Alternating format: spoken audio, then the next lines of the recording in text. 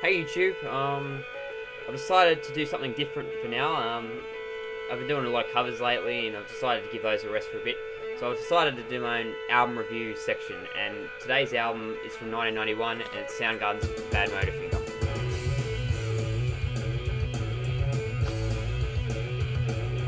What can I say about this album? It's pretty good. I'd say it's a must for a lot of grunge fans. I actually think it's Soundgarden's first solid album. It's their first two albums, Ultra Mega OK and Louder Than Love. They had some good songs on them, but they weren't very consistent. There were some songs that you're like, not really my style, and some of you are like, oh, that's really cool, I really like this. But Soundgarden's Badmotorfinger, I think it's their first consistent album. A lot of songs are great on it. Here's the track list for reference for you.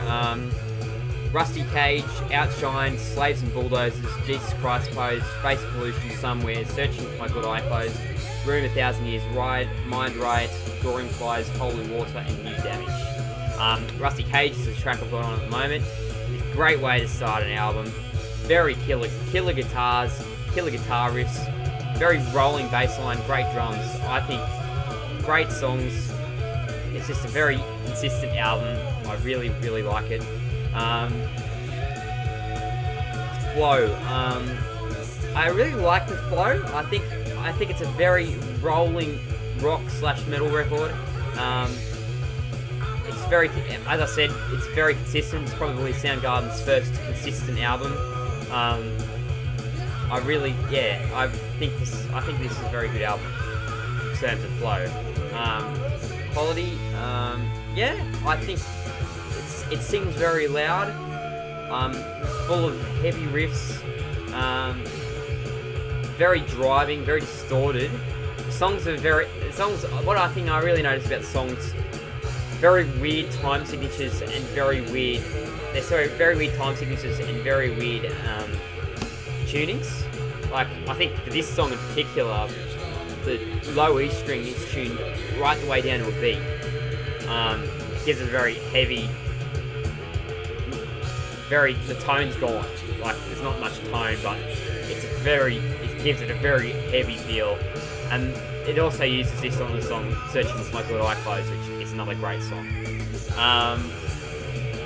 My favourite song on the album is probably, I would have to say, Searching for My Good Eye Closed. I think that is, I think it's a very epic of a song. It's sort of got the spoken word intro in the start, which I think sounds a little bit like Pink Floyd or one of those bands like that. It sounds very psychedelic, and then it just rolls into the heavy riff, just very Sabbath. It has a very big Sabbath feel to it. Comments from the band members, Chris Cornell, vocals are absolutely outstanding on this album. Like, he's incredible on this album. Like, have a listen. Look at this. Listen to this. That's unreal. Like, those vocals are very powerful. I think it sings really true, and it really suits Soundgarden's mentality. I really like his vocals, and I don't mind some of the lyrics either. Guitar work from Kim Thayil was really good. Definitely a great guitarist. He's a unique guitarist.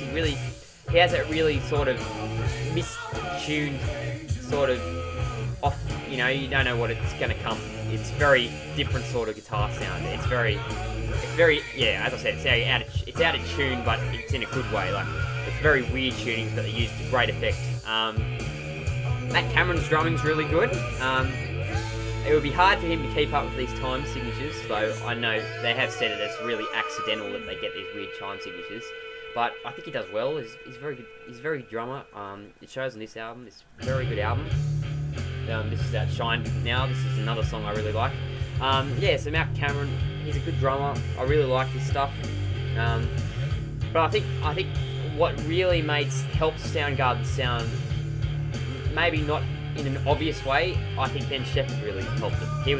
This is his first album as a bass guitarist for Soundgarden, and he had some writing credits, and I think he made a big difference to the band's sound, like, particularly to the rhythm section, because him and Matt Cameron as a rhythm section works.